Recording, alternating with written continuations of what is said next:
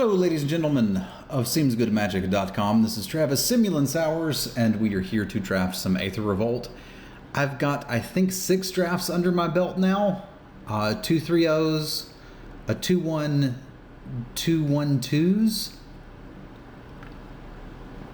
That adds up to 5. Maybe I'm not remembering one of the records. I just finished up the Streamer Showdown. That's probably worth going back and watching on the Twitch stream if you like. I won! It felt good. That's at twitch.tv/Simulan. So super happy about that. How do I feel about this pack? One of my losses was to a Consulate Dreadnought deck.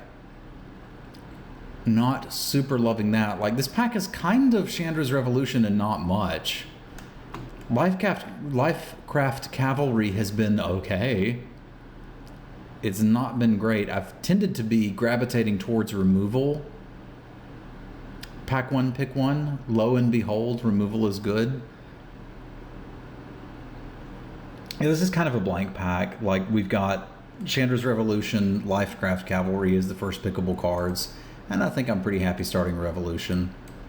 Like, maybe we don't play it, maybe we do, we'll see. Yes, we will see. I think these aeronauts are quite good.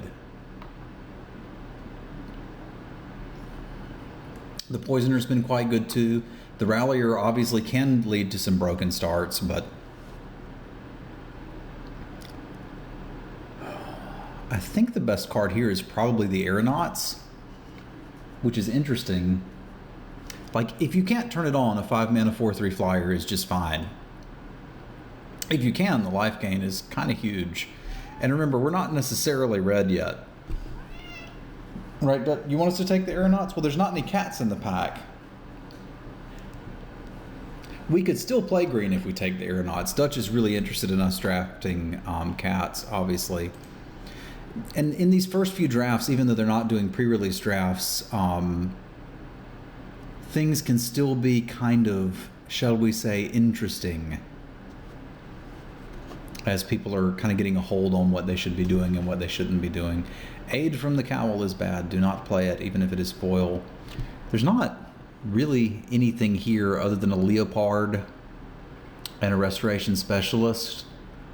I like Destructive Tampering a lot if I'm red, but I'm not going to take this and then decide that I'm red. It looks like we're seeing a little bit more green, so green-white might be the lane we should be in, but I'm going to take the Specialist. It leaves us an out to do this if we see another, like, amazing card. This is probably better than last, like, 4th pick, right? I feel like it's gotta be. I mean, I could be wrong. Like, Decommission is nice and all, but this is a 6-mana 6/4 flyer that no one can kill, plus infinite energy generation. I mean, I typically don't like blue-white as a color combination, but I don't think you're supposed to ignore that. The card looks good. Looks good. It's like there's still a possibility that we're blue-red or something. This implement's okay. This thing you may be able to get some value from. Ice Over is kind of okay. If we're in a blue-white Skies deck, that's not unreasonable. I think I could see getting into a blue-white Skies deck with Iced Over, Aeronauts.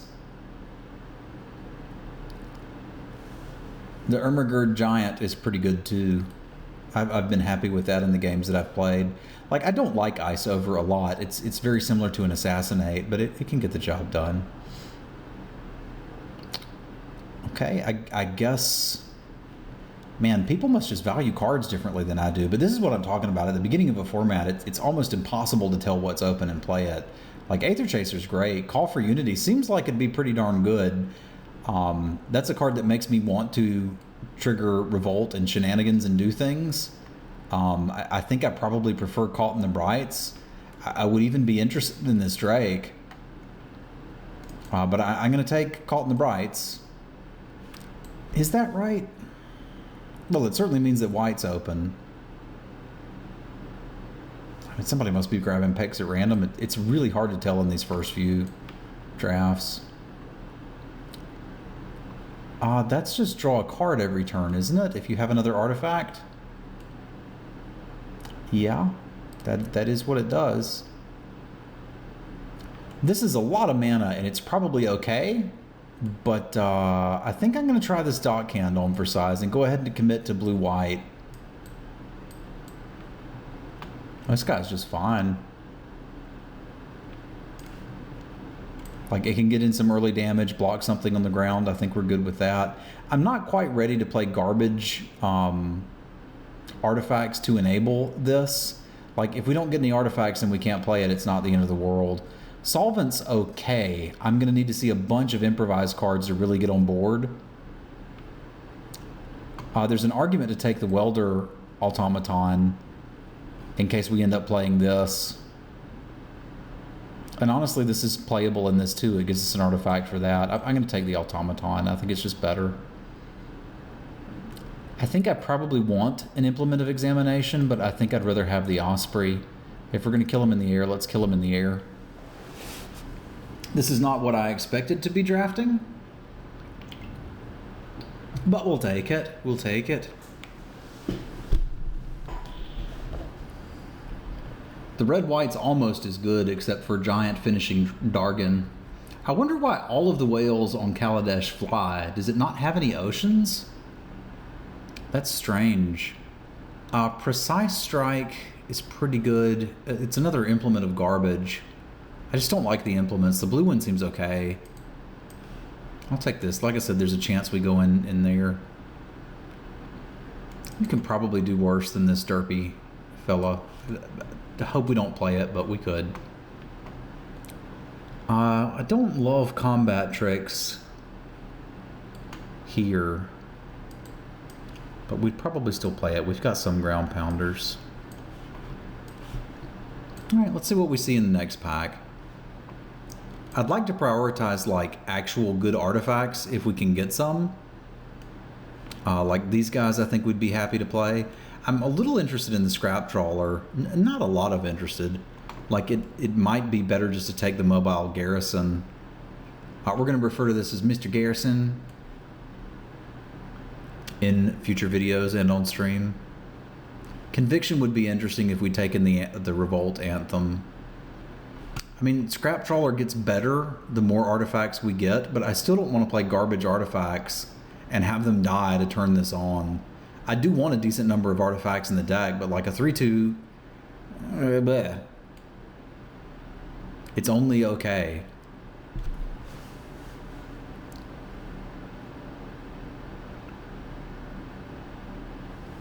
It'll get better the more artifacts I play, I suppose. I'll take it here. I've been seeing these mobile garrisons as almost like I've seen them wheel. And I think the card is better than that.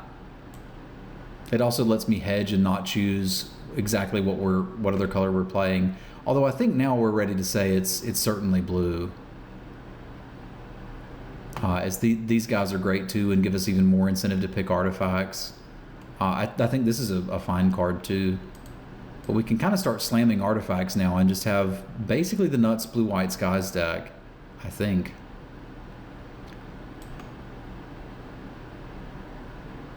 Crackdown is probably playable. These poisoners have been very good to me too, and I'm kind of scared to see these.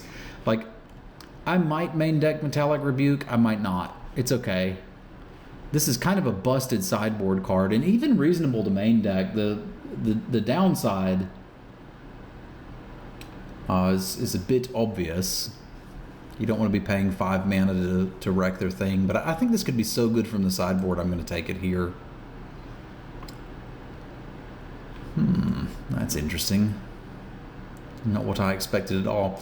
We were just talking about artifacts that we were interested in. Between the ability to draw cards with it here and the fact that this is not that far away from an Icy Manipulator, I think we're quite happy with the Pacification Array. Could use a few more dudes.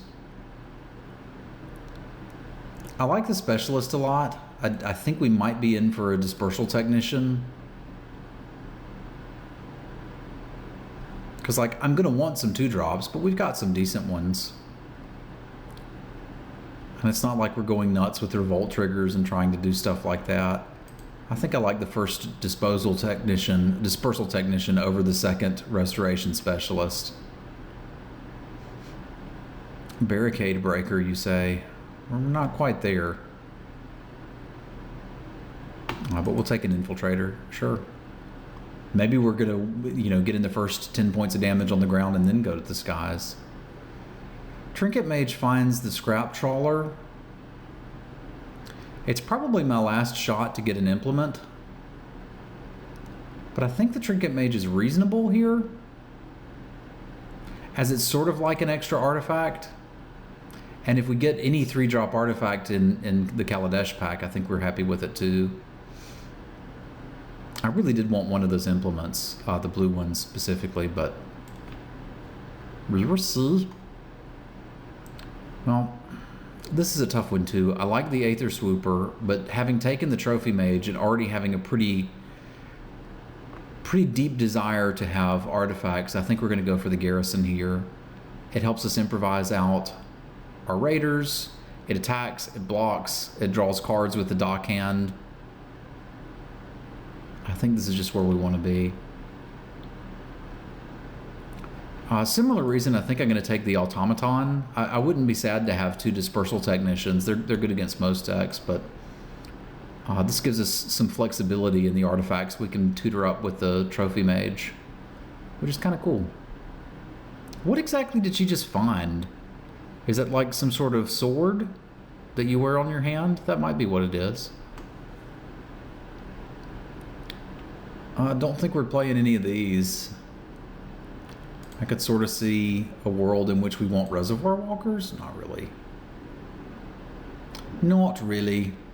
It's one of the few times I'm like, give me a Cloud Blazer. I hardly ever played Blue-White in Kaladesh. All of the mechanics in that set made you want to attack. And frankly, all of the mechanics in this set make you want to attack. So doing something that's looking to be defensive usually wasn't where I wanted to be. But I think with this start, that's kind of exactly where we are. This card is better than this. Like, these are all semi-playable cards, with the extent of Gremlin Infestation. You've got to be hyper aggro to want that. I will take a Rebuke and probably play it. It's not awful.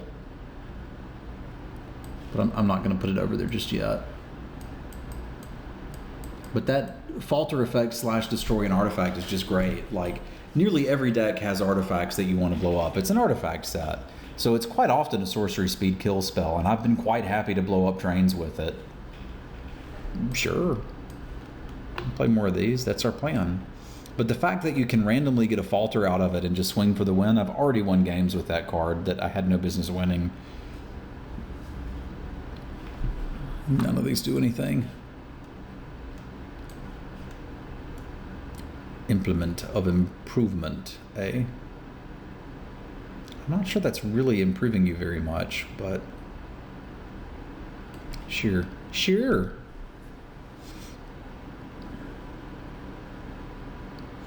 The blue kind of looked like it dried up a little bit there, but give us, I don't even need to be super greedy here. We can take something like a Malfunction.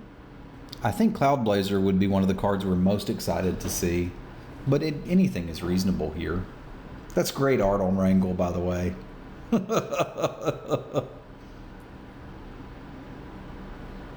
Gremlins are loyal to nothing but their next meal. I don't know anybody like that. Do you, Fat Cat? Sure. Rah. Alright, so we'd probably be interested in the Harrier, interested in the timing, interested in a Puzzle Knot, but I think it's a pretty easy Fairgrounds Warden. I've also noticed this format seems to clump a lot at 3, at least in the drafts that I have done. But Fairgrounds Warden's just a good card. And then any of that spins, we're happy about. Oh, hello. I was gonna say, wow, I can't believe we got a Visionary Augmenter. And then I saw the Revoke Privileges and was like, oh, we got a Revoke Privileges. And then I saw the Glint Sleeve Artisan and was like, that's even better. Like, wow. But the order of these cards is Trinketeer, then Augmenter, then Artisan, then Privileges, then the Patrol. But this is kind of nuts. We've already got some interest in artifacts. It just does all of the things we want to do. My goodness, Master Trinketeer, welcome to our deck. It's a foil, so our neighbor probably took a rare, but we're super happy about that. I actually played a Curio Vendor in one of my decks that went 3-0, and it was good. It's exactly what that deck wanted. Glimmer of Genius gives us something we don't have, whereas Aviary Mechanic probably replaces a 3-drop that I don't want. I don't really have any use for the mana. I don't have a lot of instants to disguise with it. So like moving, I don't know, any random card basically out of the 3-drop slot and playing the mechanic is good, but 4-mana Inspiration is a lot to ask.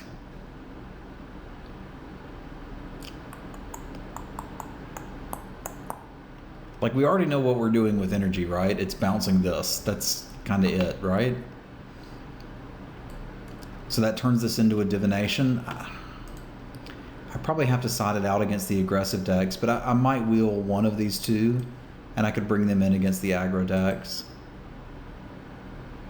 Or I could just take my mechanic here and be quite happy with it. This is technically an alternate kill condition, and there's some argument that we might could even fit an Inspired Charge in a deck like this. It's getting pretty aggressive, and that backed up with flyers might be a thing. But I think I like the mechanic more. Like, I don't think you can really have too many 2-drops. Maneuver's cute. Like, we just take the maneuver and call it a deck. We're not really blinking anything for value. Blinking this is kind of cute.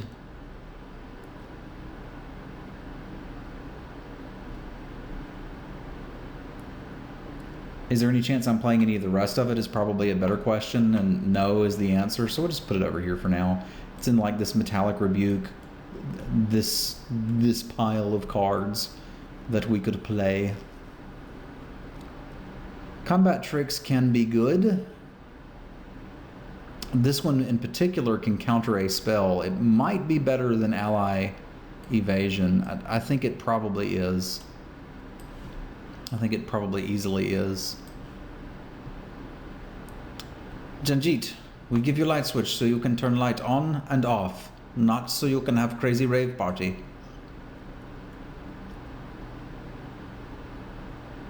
I don't think we actually want any of these cards. I suppose you could do some sort of weird loop with the Workshop Assistant, but I'll take Janjit. Maybe we need to speed up at some point.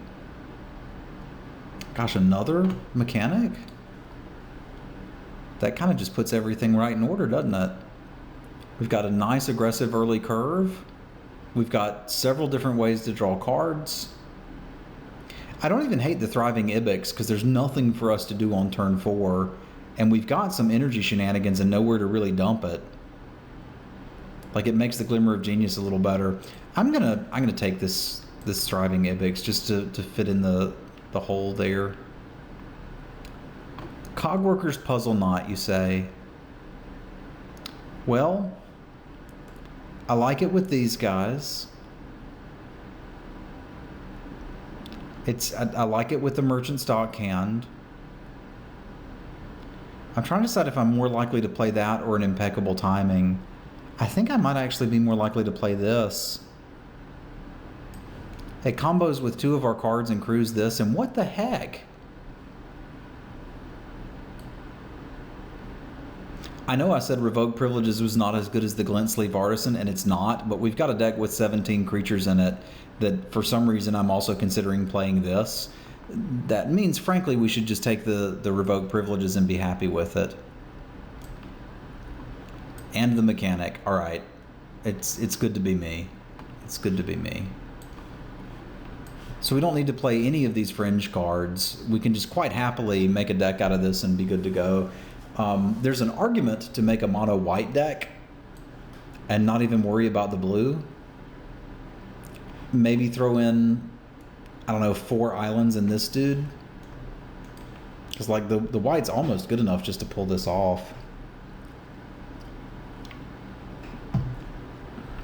What would that look like? I'd make 3 cuts here and be little short playables. Yeah, I don't think I like that. So we need to cut some dudes.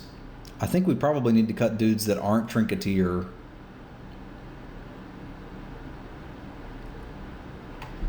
I don't have to play this Dispersal Technician, although, I mean, we're being aggressive enough that it could matter, and bouncing a vehicle can be a big deal. I like the idea of 2 big flying finishers. Well, 4 of them. Like, I think Technician's probably out. I think the Cogworker's Puzzle Knot's just not something I need. I think we can probably trim. How many artifacts do I have and ways to get them? I've got too many creatures in this deck is the issue, so we need to cut some, and I'm hesitant to cut 2 drops.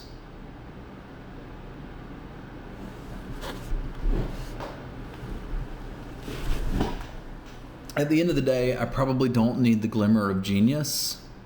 I've already got card draw in the deck. That may also mean maybe I don't need the Merchant Stockhand. Like, it's not blocking a lot.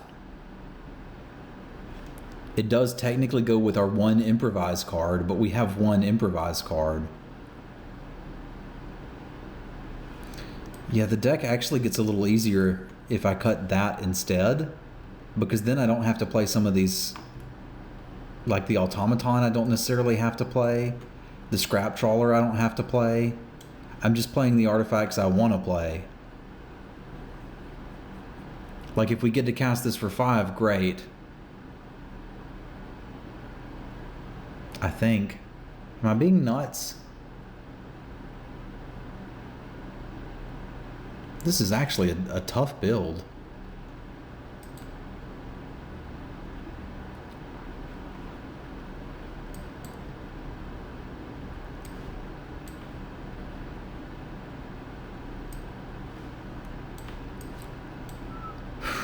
Maybe it's the Ibex that we don't need, even though I did take it pretty highly.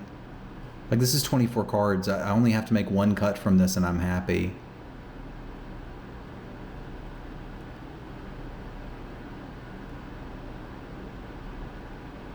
What should that 1 cut be?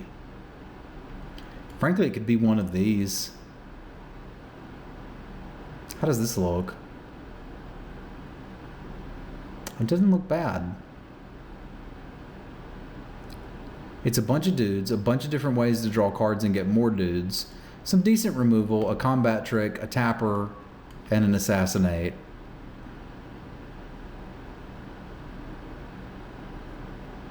Also decent evasion. Like, the Scrap Trawler really isn't much more than a 3/2 here. I guess if there's a scenario where that gets killed, like, this is not much more than a 3/2. It's probably one of our worst cards in the deck.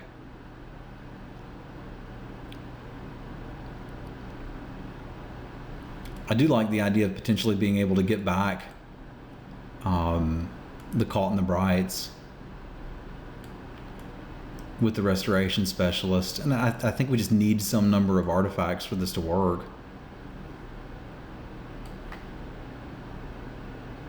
I'm still not 100% sold on that. I've got so much card advantage already built in with the other stuff, I'm starting to consider just playing the Rebuke. I think I kind of like that. This is a weird deck. This is not what I anticipated when we started here, but, you know, who knows? Who knows? We still got to play the 8 so that we can realistically be able to hit these guys and gals over here, and we only need double white for 1 card. Like, we have to mulligan hands without planes, I think, but I think you have to just accept that that is the world that you live in. Well, this is not bad at all. I'm gonna queue this one up, and we will see you for round 1 in just a moment.